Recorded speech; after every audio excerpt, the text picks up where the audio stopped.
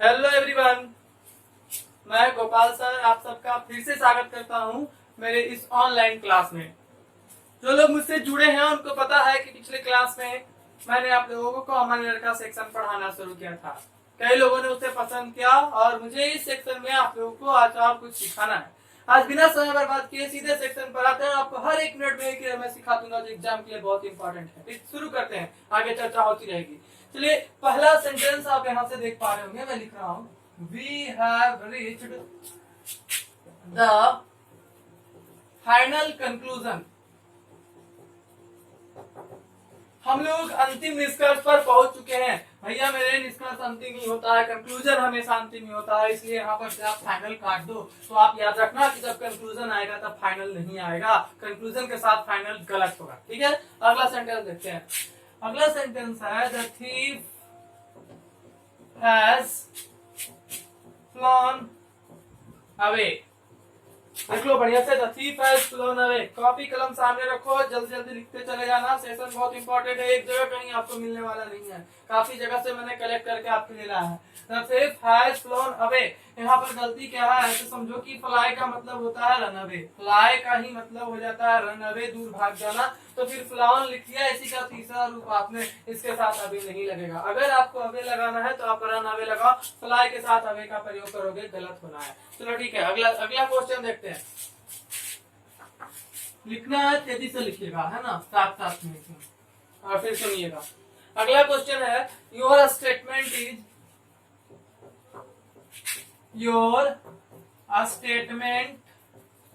Is cent percent right. बोलचाल में लोग कहते हैं सेंट परसेंट सही है। सेंट परसेंट कुछ नहीं होता है, सेंट परसेंट नहीं होता है, आप जानो। सेंट परसेंट गलत हो गया, इसके जगह आप सही यूज करोगे 100%। सेंट काट देना है, 100 लगा लेना है, समय नहीं लगेगा, आप बस देखते रहो, ध्यान से मिस करोगे बस निकल जाएगा, और सुनोगे तो याद हो जाएगा। वीडियो का फायदा है ना कि आप इसको फिर कभी भी देख करके याद कर सकते हो दोबारा। अब आइए देखते हैं next question. once again you have done a mistake। एक बार तुमने फिर गलती कर दी। अभी यहाँ पर गलती करना है ना तो डन नहीं लगता है। गलती करने के लिए जो सही वर्ड है वो आपका कमिटेड है। कमिटेड ए मिस्टेक लिखो या मेड ए मिस्टेक लिखो, देख रहे हो, कमिटेड ए मिस्टेक लिखो या मेड ए मिस्टेक लिखो तो सही होगा, लेकिन डन ए मिस्टेक जो आप देख रहे हैं ना एकदम गलत है, सरासर गलत है। ओके, इसी टाइप का अगला है you should not speak a lie. ये तो आपको खुद बताने का मन कर रहा होगा, बहुत पॉपुलर है, बहुत आसान है, सब है ना। एक एक चीज जो है आसान ही है, बस आप जो नहीं जानते हो उसके लिए आपको लगता है कि ये नहीं पता है, लेकिन स्पीकर लाए देख के आपको लगा ये तो पूरा गलत है, तो सब जानते हैं हम लोग। क्या होगा सही, आप बता सकते हो कमेंट सेक्शन में भी। आप ऑनलाइन का फायदा है ना कि ज्यादा इंटरेस्टिंग लगेगा क्लास अगर आप सही टाइम पर 11 बजे चले आते हो तो यहाँ पर देखो, यहाँ पर टेल ए लाई होना चाहिए, क्योंकि टेल ए लाई होता है स्पीक द ट्रूथ होता है ना। तो यहाँ पर आपको बोलना होगा we should not tell a lie. लेकिन अगला सेंटेंस है, मान लिया जाए telling the truth is a virtue. अब इसमें आप लगाओ दिमाग, telling the truth is a virtue. Telling the truth is a virtue, सच बोलना एक गुण है। वर्च्यू का मतलब गुण होता है, तो आप यहाँ पर जब ट्रूथ वर्ड यूज करोगे ना तो इधर स्पीकिंग लगाना होगा। अब होगा speaking the truth is a virtue, ये सही है, लेकिन टेलिंग द ट्रूथ लिखना गलत है। अगला एग्जांपल आप देख लो, हर मिनट में आपको मैं नया सिखा दूंगा। What is your birth date, है ना interesting. What is your birth date, आपकी बर्थ डेट क्या है, जन्मदिन क्या है, आप ऐसे पूछ सकते हो, लेकिन ये गलत है। बर्थ डेट नहीं होगा, यहाँ पर आप सही लिखोगे तो होगा डेट ऑफ बर्थ, है ना, आसान है, इसको आप बस यहीं से सीख सकते हो, बस याद रखना होगा। नेक्स्ट देखेंगे, she is my family member. She is my family member, आज से याद रखना, अगर आपको आज है तो पता है तो अच्छी बात है। फैमिली मेंबर नहीं होता है, मेंबर ऑफ द फैमिली होता है। तो यहाँ पर होगा सी इज द, या ए भी लिख सकते हो, मेंबर ऑफ माई फैमिली। तो तो आप मेंबर ऑफ माई फैमिली लिखते हैं तो सही है, लेकिन अगर आप फैमिली मेंबर लिखते हैं तो गलत है। इसी तरह का एक और बहुत पॉपुलर एरर है, आपने कभी सुना होगा, इंग्लिश टीचर, है ना। इंग्लिश टीचर क्या होता है भाई? इंग्लिश टीचर का मतलब होता है अंग्रेज शिक्षक। तो आएंगे हम उस पर भी। फिलहाल मेरे पास एक दूसरा एग्जांपल है, उस पर आते हैं। I am suffering from hard fever.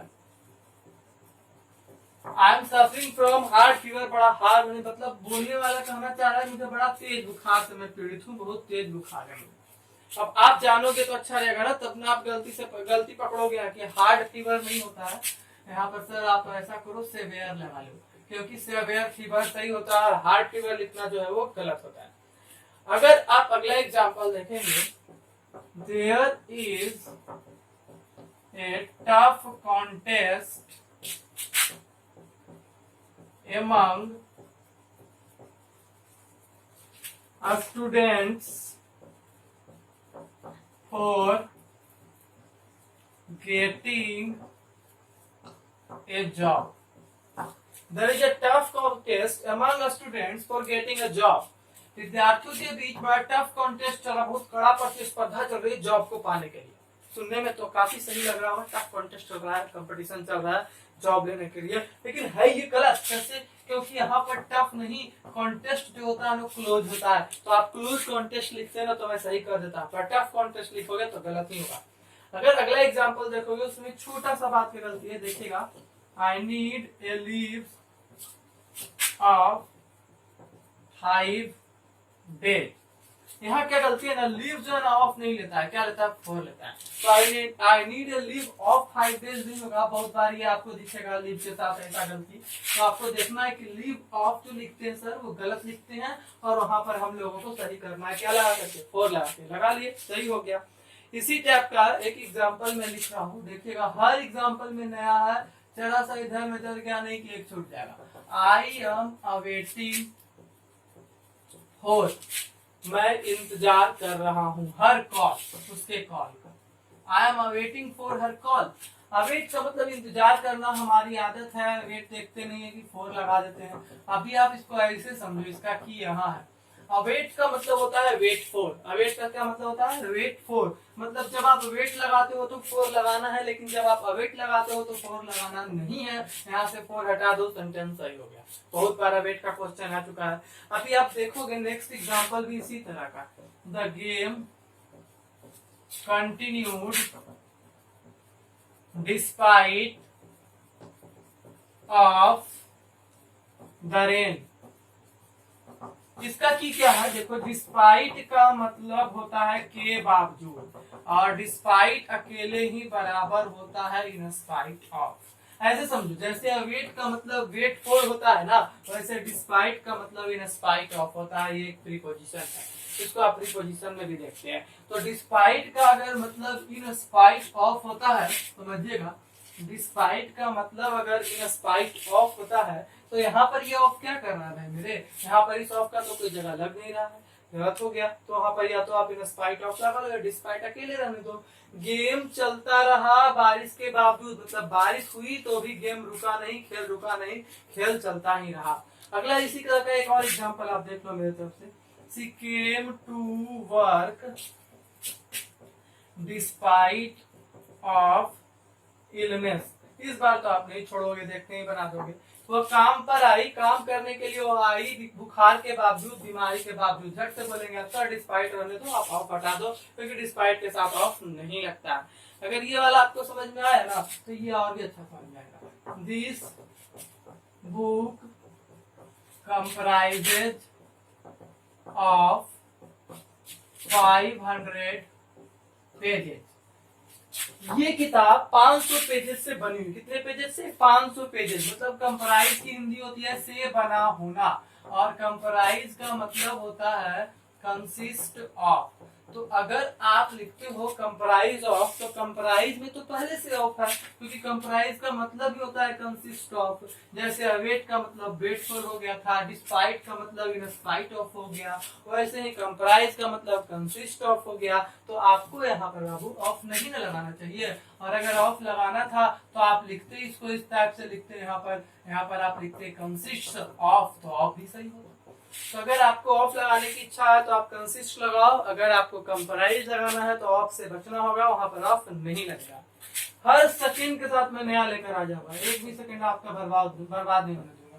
Put your sign on the paper. समझ तो गए होंगे सर क्या कर रहे हैं कि पेपर पर साइन कर दो, वैसे ही तो हम लोग बोलते हैं पेपर पर, कागज पर साइन कर दो, put your sign on the paper. लेकिन भाई मेरे साइन अगर नाउन के तरह आएगा तो इसका हिंदी चिन्ह होगा, तो यहाँ पर आप साइन लगाए हो ना तो गलत हो गया, यहाँ सही होगा सिग्नेचर, इसका हिंदी हस्ताक्षर होगा। तो कहना था ये था कि put your signature on the paper. Sign की हिंदी क्या हुई? चिन्ह, और सिग्नेचर की हिंदी हस्ताक्षर।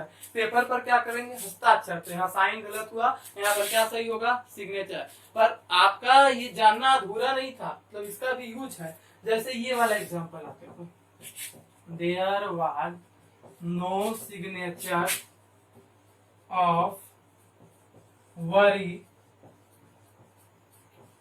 ऑन हर फेस, या ऑन हिज फेस भी बोल सकते हैं, एक ही बात है। चलो अभी इस भी कर देते हैं। तो करें उसके चेहरे पर चिंता की जरा भी निशान नहीं थी।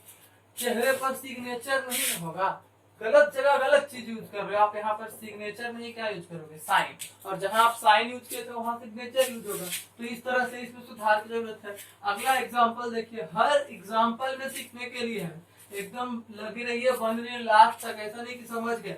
आपको हर एक मिनट में एक नया मैं दे दूंगा और उससे आप सीख जाएगा। देखिए ना, द पीएम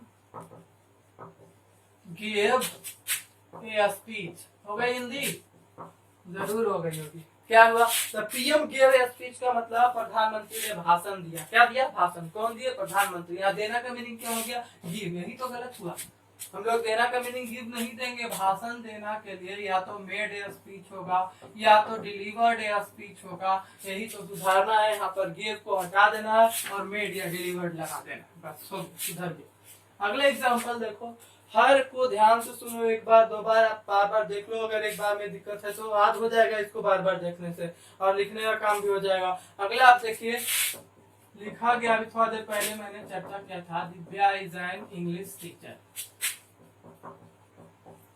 इंग्लिश टीचर का मतलब है, पहले आप इसको समझ जाओ यहाँ से। इंग्लिश टीचर का मतलब है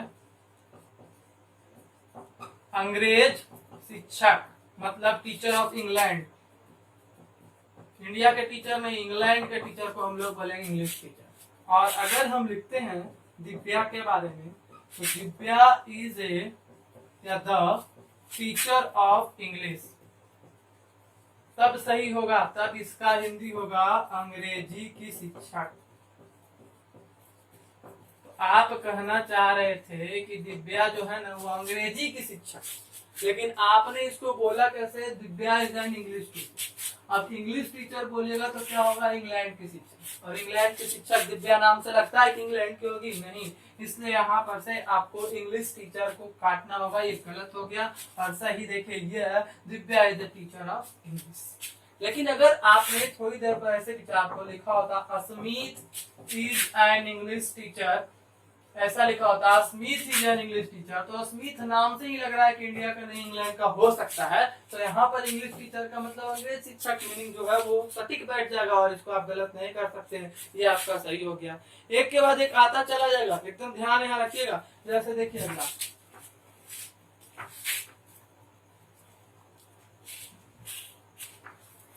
अगला कह रहा है कि I have a head pen. I have a head pain, या फिर I have a tooth pain, या I have a back pain। शरीर के किसी फिजिकल पार्ट में अगर दर्द होती है तो उसके लिए पेन का नहीं, उसके लिए हम लोग ये सब जगह पेन गलत हुआ, उसके लिए हम लोग एक का प्रयोग करेंगे। आई हैव स्टोमक एक, आई हैव हेड एक, आई हैव टूथ एक। यानी आप यहाँ पर पेन लगाकर गलती कर रहे हो, इस पेन को सुधारो, यहाँ एक का प्रयोग होगा। चलो ठीक है, पढ़ते हैं अगले क्वेश्चन में। The doctor can feel the pulse. Pulse का मतलब नब्ज होता है, डॉक्टर जो है नब्ज को फील कर सकते हैं। एक्चुअली थोड़ा देर के लिए फील आप हटा दो, सही मैंने लिखा है, गलत कैसे पूछेगा सो देखिए। यहाँ देखिएगा देगा the doctor can see the pulse, तो डॉक्टर नब्ज देख लेते हैं। हम लोग बोलते हैं डॉक्टर नब्ज देख लीजिए, डॉक्टर साहब जरा नब्ज देख लीजिए, तो देखते नहीं है डॉक्टर को, क्या करते हैं फील। तो यहाँ पर सही होगा फील फॉर, लेकिन एग्जाम में देकर पूछा है सी, इससे बचना है आपको। सी यहाँ नहीं होगा बल्कि फील फॉर का प्रयोग होगा। Next example, she left Delhi with bag and baggage. देखिएगा, she left Delhi with bag and baggage, तो वैसे सेंटेंस सेट करता है ना जैसे हम लोग हिंदी बोलते हैं, हिंदी से ही निकल जाता है तो ईयर पकड़ाना मुश्किल हो जाता है। अब इसका हिंदी बच्चे निकाल लेंगे, पूरा बैग और बैगेज के साथ दिल्ली छोड़ दी। अब के साथ आएगा तो लगेगा कि विथ तो होना जरूरी है, लेकिन अब जानो बैग एंड बैगेज होता है, उसी का मतलब होता है साजो सामान के साथ, इसके साथ विथ का प्रयोग नहीं किया जाता। इसी बात की यहाँ गलती थी, तो यहाँ बैग एंड बैगेज होगा, विथ हटा दोगे सही हो जाएगा। अगला जो है ना वो इससे भी थोड़ा जटिल है, जानने के बाद आसान हो जाएगा। She came across with her beloved suddenly. पहले तो आप जानो कि सडनली मतलब क्या होता है, अचानक। दूसरा आप जानो बिलव्ड मतलब क्या होता है, जेंडर में पढ़ेंगे हम लोग, जानते हैं ऐसे ही बोलचाल में होता है। लवर, लवर का मतलब है प्रेमी, बॉय हो गई, और बिलव्ड का मतलब है प्रेमिका, ये आपका फेमिनिन जेंडर है, ये गर्ल होगी। अब ये है मिली, कम अक्रॉस का मतलब है मीट सडनली विथ। इतना बात याद रखोगे तो आप इस सेंटेंस को सही सही कर पाओगे। कौन मिली, लड़की मिली, लड़की किससे मिलेगी, लड़का, तो वह मिली अपने प्रेमी से। यहाँ पर बिलव्ड गलत हुआ, यहाँ पर होना चाहिए था लवर, पहला तो आपने पकड़ लिया, गुड। दूसरा है कि she came across with her beloved her lover suddenly. Come across का क्या मतलब होता है, meet suddenly with. Come across का ही मतलब हो जाता है मीट सडनली विथ, अचानक से किसी से मिलना। बाबू कम अक्रॉस में विथ का भी मीनिंग मिल रहा है और सडनली का भी मीनिंग मिल रहा है, तो जब कम अक्रॉस आएगा तो सडनली भी नहीं आएगा और विथ भी नहीं आएगा। कम अक्रॉस के साथ विथ भी नहीं लगाना है और कम अक्रॉस के साथ सडनली भी नहीं लगाना है। दो चीज इसमें आपको कम अक्रॉस के साथ दो तरह से सवाल आते हैं, दो चीज आपको सीखने को मिले। चलिए इसको हटा रहे हैं।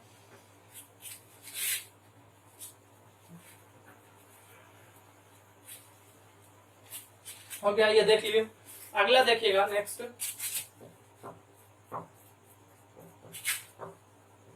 दिख रहे हैं यहाँ पर, छोटा राजन इज ए रेप्यूटेड क्रिमिनल। छोटा राजन एक प्रतिष्ठित अपराधी है, अपराधी के साथ प्रतिष्ठित। अब बताओ आप, रेप्यूटेड, रेप्यूटेड हुआ गलत, आप यहाँ फेमस लगाओगे, फेमस भी होगा गलत। ये सब अच्छे सेंस में आते हैं, आप गलत तरीके से फेमस हो गए तो इसके लिए वर्ड है नोटोरियस। नोटोरियस का मतलब होता है कुख्यात, यहाँ पर आपको नोटोरियस लगाना था, आपने रेप्यूटेड लगा लिया, इसीलिए गलती हो गया।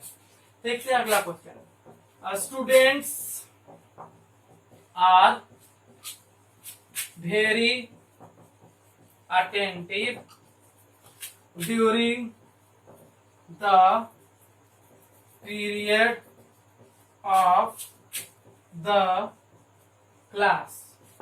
देखो आप इसको तब students are very attentive during the period of the class, मतलब विद्यार्थी लोग बड़ा ध्यान देते हैं क्लास के दौरान। नंबर 1 की ड्यूरिंग का मतलब होता है के दौरान, है ना, ये खुद एक प्रीपोजिशन है, खुद ये प्रीपोजिशन है। यानी आप जब ड्यूरिंग आ चुका है के दौरान का मीनिंग आप देख रहे हैं ये दे सकता है, तो पीरियड भी तो अवधि बताएगा, दौरान का मीनिंग देगा। तो ड्यूरिंग आया तो पीरियड क्या कर रहा है, ड्यूरिंग जब खुद प्रीपोजिशन है तो ऑफ क्या कर रहा है, तो ड्यूरिंग जो है ना उसके साथ ना पीरियड आएगा ना ऑफ आएगा, दोनों ही वर्ड आएंगे तो गलत हो जाएंगे। समझ गए। चलिए इसके बाद आपको बहुत ज्यादा समय नहीं लेंगे आपका, और देखिए दो चार, जैसे कहेंगे there is a great pain in my elbow. There is a great pain in my elbow, कह रहा है मेरे एल्बो में बहुत ज्यादा दर्द है, बहुत दर्द है। अब यहाँ पर बहुत के लिए हम लोग बहुत बार ग्रेट लगा लेते हैं, तो यहाँ भी ग्रेट लगा लिए, गलत हो गया ना। ग्रेट नहीं होगा, जब दर्द ज्यादा होगी तो उसके लिए वर्ड अलग बना है, आपको वो लगाना चाहिए था। यहाँ पर आपको बोलना चाहिए there is severe pain in my elbow, और आप बोल रहे हैं great pain in my elbow, बस यही गलती। यही छोटे छोटे चीज पूछा था एग्जाम में, हल्की सी गलती टेक्निकल एरर रहता है, हम लोग उसको मिस कर देते हैं। अच्छा इसी तरह का एक डिस्क्रिप्टिव में एरर हो जाता है हम लोग से, योर्स सिंसियरली।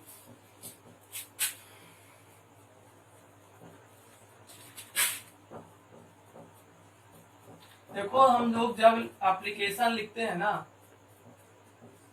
एप्लीकेशन लिखते हैं तो उसके अंत में जो लाइन होता है क्लोजिंग लाइन, वहां पर हम लोग लिखते हैं yours faithfully, yours obediently, yours sincerely. इसका मतलब होता है आपका विश्वासी, आपका आज्ञाकारी, ऐसा मीनिंग देता है। इसमें ये अपस्ट्रॉफ एस यूज नहीं होगा, ये सीधे योर्स का प्रयोग होगा, योर के साथ अपस्ट्रॉफ एस नहीं लगता है। दूसरा एक यूएफएम का मामला है, जब आप डिस्क्रिप्टिव का एग्जाम दोगे तो वहां पर लेटर राइटिंग आता है, लोग लिखते हैं, तो वहाँ क्या होता है ना कि अपना नाम सही सही नहीं लिखना रहता है, नहीं तो आप डिस्क्वालीफाई हो जाते हो। कई लोग डिस्क्वालीफाइड हुए इस बार। तो यूएफएम जो है इसके नियम के अनुसार डिस्क्रिप्टिव एग्जाम में अपना नाम नहीं लिखा जाता है, कोई काल्पनिक नाम का वहाँ प्रयोग करना होता है। डिस्क्रिप्टिव सेशन में इसकी चर्चा करेंगे। तो यहाँ पर आप सीख गए योर्स ये वाला नहीं, ये वाला यूज करेंगे तब जाकर के सही होगा। अगला एग्जाम्पल देखते हैं।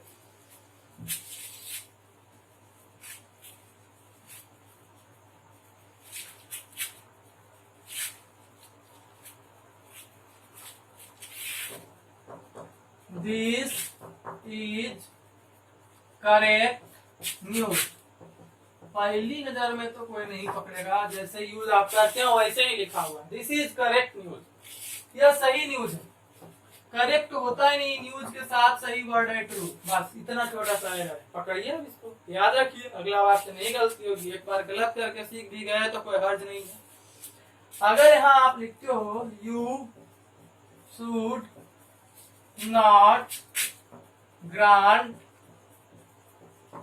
Anyone an empty cheque. देखिए अगर आपको समझ में आ रहा है और मेरा वीडियो मेरा क्लास आपको अच्छा लग रहा है तो आप मेरे चैनल को सब्सक्राइब जरूर करें, इसको लाइक करें। वीडियो के दरमियान आपको कैसी दिक्कतें आ रही है, क्या क्या परेशानियां हो रहा है, वो सब आप कमेंट सेक्शन में बताएं। क्लास आप 11 बजे अगर ऑनलाइन करते हो तो क्लास के दौरान होने वाली दिक्कतों को आप उसी समय पूछ सकते हो, किसी चीज का जवाब मांग सकते हो, तो आपको रन टाइम में मिलेगा। इतना ही नहीं, अपने दोस्त को भी बताएं इस चैनल के बारे में कि मेरे कॉन्टेक्ट में अभी कोई नहीं है, तो इसलिए ये सब आपका काम है, इससे मेरा मनोबल बढ़ता है। कमेंट तो आप जरूर करें, आपको वीडियो कैसा लगा, समझ में आया नहीं आया, क्या दिक्कत हो रही है, और आप क्या पढ़ना चाहते हैं इस तरह के क्लास के अलावा। जैसे कई विद्यार्थी को वर्ड पावर पसंद है, वर्ड पावर का क्लास के लिए कह रहे हैं, तो बिल्कुल मैं वर्ड पावर का क्लास दूंगा अब आपको इसके बाद। और इसके बाद मैं भारत चैप्टर भी शुरू करूंगा, ये मैं बार बार बोल रहा हूँ ताकि लोगों को पहले से पता रहे और उनका वो क्लास मिस नहीं हो। आइए देखते हैं, कंटिन्यू रखते हैं इसको। अगला एग्जांपल है you should not grant anyone an empty cheque. Empty मतलब खाली, चेक तो आप जान ही रहे, जब हम चेक देते हैं किसी को तो उसमें कुछ अमाउंट भरते हैं, अगर वो अमाउंट नहीं भरा जाए तो अगला कोई भी अमाउंट भर लेगा और हमारे इच्छा अनुरूप उससे कहीं ज्यादा पैसा निकाल लेगा, विड्रॉ कर लेगा। तो उसी को बोलते हैं खाली चेक। और खाली चेक को एम्प्टी चेक कहना गलत है, ये ग्रामेटिकल एरर हो गया, इसको बोलेंगे ब्लैंक चेक। तो यहाँ पर आपको लिखना चाहिए था you should not grant anyone blank cheque, आपको किसी को खाली चेक नहीं स्वीकृत करना चाहिए, नहीं देना चाहिए। तो यहाँ पर से आपको एम्प्टी हटा करके ब्लैंक लगा लेना है, ठीक है। ये और समय हम लोग ले सकते हैं, ज्यादा टाइम नहीं हुआ है। दिस इज द रीजन, मैं कोशिश करता हूँ कि वीडियो ज्यादा लंबा न हो जिससे कि बोरिंग लगे, है ना, मेरी कोशिश रहती है। This is the reason because I get angry, यही कारण है कि मुझे गुस्सा आ जाता है। अब यहाँ पर आप इसकी हिंदी लिखे क्योंकि मुझे गुस्सा आ जाता है, यही कारण है, क्योंकि हिंदी करते रह जाओगे बाबू, पकाने नहीं जा रहा जब तक मालूम नहीं होगा। अब मालूम क्या करना है कि रीजन आएगा तो बिकॉज नहीं आएगा, वहां पर वाई आएगा, या दैट भी लगाओगे तो सही होगा। तो रीजन के बाद आप बिकॉज या दैट का प्रयोग, सॉरी वाई या दैट का प्रयोग करें, लेकिन बिकॉज का प्रयोग नहीं करें। बहुत मजेदार है, एक को दूसरा से कोई मतलब नहीं, एकदम नया नया, तुरंत नया चेंज। आई एम, कहता है एक बंदा, I am in teaching line, मैं टीचिंग लाइन में हूँ। अब आप बोलते हो मैं मेडिकल लाइन में हूँ, टीचिंग लाइन में हूँ, स्पोर्ट्स लाइन में हूँ, तो इस तरह से बोलचाल में बहुत यूज होता है, लेकिन ये गलत है। आप जब कोई प्रोफेशन की चर्चा करो तो वहाँ पर एग्जाम में इस बात का देखना, ध्यान देना, एरर हो जाएगा, वहाँ लाइन नहीं बल्कि प्रोफेशन का यूज करेंगे, और यह कॉमन ही रहेगा। चलो अगला एग्जाम्पल देख लेते हैं, आसान था ये, सीख गए। Some people got sick with COVID. Some people got sick with COVID-19 after attending a funeral service. थोड़ा बहुत आप भी पढ़ लो, तो हिंदी हो आपसे तो अच्छी बात है। Some people got sick with COVID-19 after a funeral service. After attending a funeral service. Attend मतलब शामिल होना। अंतिम क्रिया में, मान लो व्यक्ति जिसकी अंतिम क्रिया हुई बीमार था, पीड़ित था इस बीमारी से, तो कह रहे कुछ लोग बीमार पड़ गए कोविड-19 से, कोविड-19 का शिकार हो गए। कब? एक व्यक्ति के अंतिम क्रिया में शामिल होने के बाद। फ्यूनरल सर्विस का मतलब होता है अंतिम क्रिया, लेकिन फ्यूनरल सर्विस होता ही नहीं है, अंतिम क्रिया को बोला जाता है फ्यूनरल। तो यहाँ यही सुधार करेंगे हम लोग कि फ्यूनरल सर्विस को हटा के सिर्फ फ्यूनरल का प्रयोग करेंगे। ये वाला देखो, the committee reached A consensus opinion. पहले आप समझो कि कंसेंसस का मतलब क्या होता है।